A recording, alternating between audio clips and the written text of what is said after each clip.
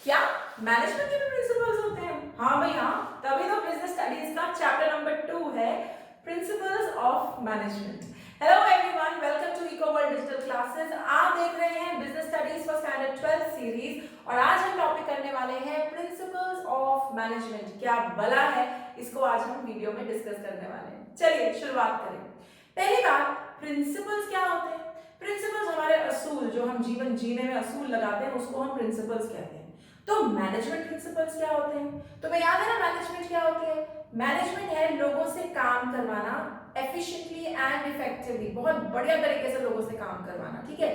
तो उसको करने में तुम्हारे उसूल या तुमको उसको करने का तरीका अगर कोई समझाए, उसको हम मैनेजमेंट प्रिंसिपल्स कहते हैं। देखो, मान लो एक सिचुएशन है, तुम्हारा एम्प्लॉय बिल्कुल काम नहीं करता।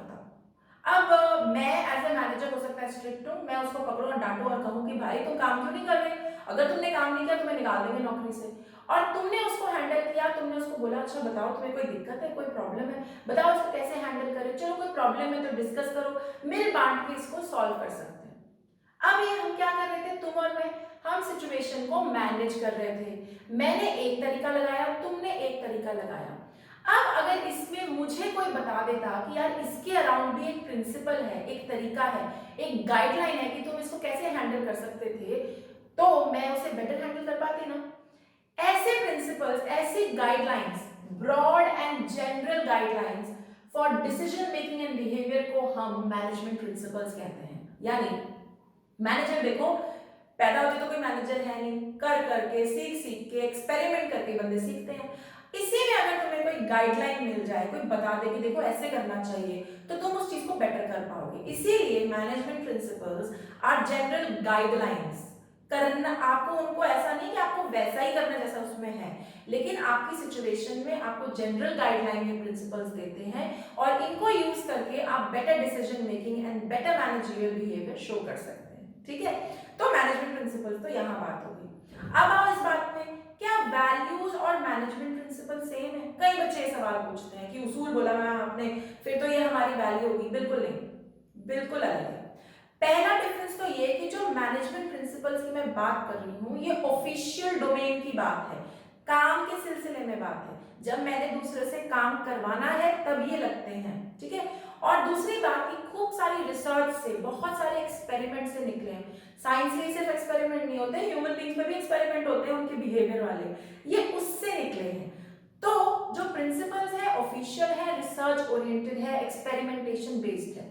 ऑन द अदर हैंड जो वैल्यूज होती हैं, ये इनकी मॉरल कॉनोटेशंस होती हैं, मतलब ये सोसाइटी की सोच से उपजती हैं। देखो ना, कुछ साल पहले तक कहते थे कि बहुत लेट शादी नहीं करनी चाहिए, तो सही और गलत का डिसीजन ऐसे निकलता था कि लेट शादी नहीं करनी चाहिए, क्योंकि सोसाइटी को ऐसा लगता था लेट शादी नहीं करनी चाहिए, तो हर किसी के लिए मॉरली इनकरेक्ट था।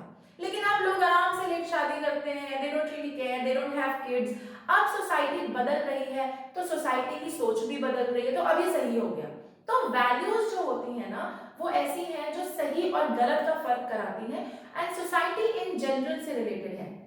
तो वैल्यूज आपकी इंटरनल हो सकती हैं, प्रिंसिपल्स आप बाहर से सीख रहे हैं कि इसको हम अपने काम में कैसे लगाएं। ये दोनों के बीच का बेसिक फर्क है, प्रिंसिपल्स एंड वैल्यूज का। अभी क्लियर? ओके, अब आओ आगे बात करते हैं। तो चलो जी, जनरल गाइडलाइंस है, तुमको अगर ये पता चल जाती है तुम मैनेजमेंट ज्यादा आसानी से कर पाते हो। तो जरा डिटेल में हम इनका नेचर समझते हैं। नेचर क्या होता है? मैं कहूंगी तुम्हारा नेचर बहुत अच्छा है। क्या कहना चाह रही हूं मैं, यानी तुम में ना बड़ा अच्छे से बात करने की क्वालिटी है, तुम्हारा कैरेक्टरिस्टिक ऐसा है, तुम्हारा स्वभाव ऐसा है कि तुम बहुत अच्छे से बात करते हो। तो नेचर मैनेजमेंट का भी समझते हैं कि भाई मैनेजमेंट का स्वभाव क्या है, उसके कैरेक्टरिस्टिक्स क्या है। Let's discuss that. ओके, सबसे पहला कैरेक्टरिस्टिक है यूनिवर्सल एप्लीकेबिलिटी। चाहे तुम हो चाहे मैं हूं, तुमने अगर अपने जूनियर स्टूडेंट से काम करवाना है, मैंने अगर तुमसे काम करवाना है, चाहे कोई बॉस है जिसको अपनी जूनियर टीम से काम करवाना है, कोई इंडियन है कोई अमेरिकन है, does not matter. Principles of management हर काम में लगते हैं, यूनिवर्सल एप्लीकेबिलिटी है।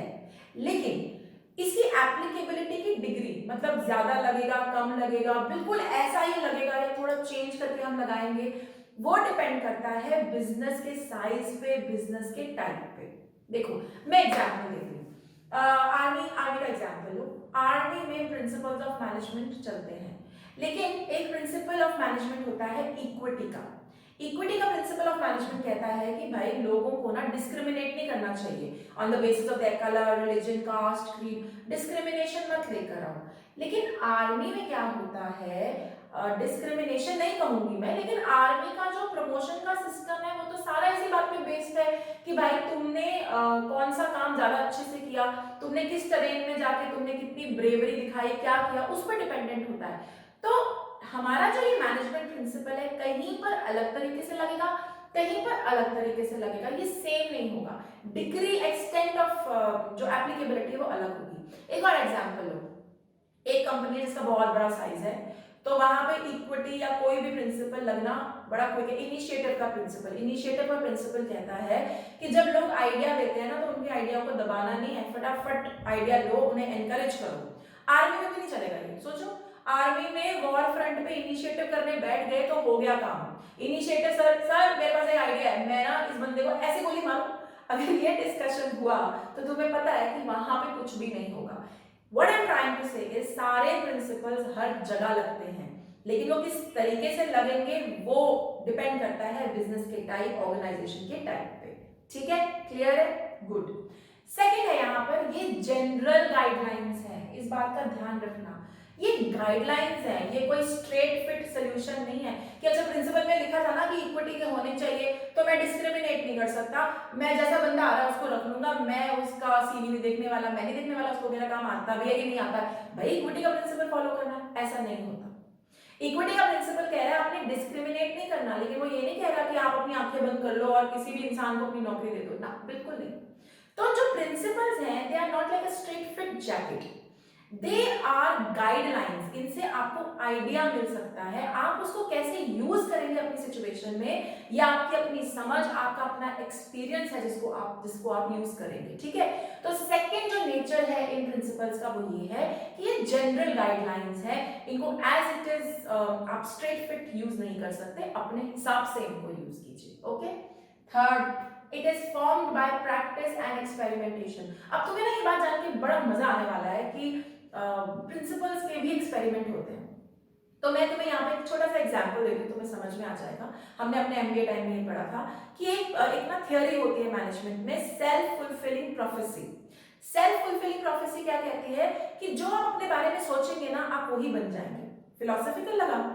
हाँ, कईयों को लगता है, लेकिन है नहीं, it's a fact. So what this people did, इन्होंने क्या करा, इन्होंने ना दो सेगमेंट्स बनाए बच्चों के। एक बच्चे जहां इंटेलिजेंट और नॉट सो इंटेलिजेंट इकट्ठे, इंटेलिजेंट मतलब अकेडमिकली अच्छे और नॉट सो अकेडमिकली अच्छे, इंटेलिजेंट तो खैर हर बच्चा होता है हर हिसाब से, और दूसरा जो सेगमेंट था वहां पे भी ऐसे बच्चे डाल दिए। ठीक है, अब क्या करा, एक सेक्शन को बोला कि तुम ना बहुत इंटेलिजेंट हो, हमारी तुमसे बहुत उम्मीदें हैं, तुम ये करोगे, तुम वो करोगे, और दूसरे सेक्शन को भी काम सेम दिया दोनों को। दूसरे सेक्शन को भी बोला तुम तो नालायक हो, तुमसे कुछ नहीं होगा, तुम यूजलेस हो, बड़ा डिफिकल्ट काम है, तुम नहीं कर पाओगे।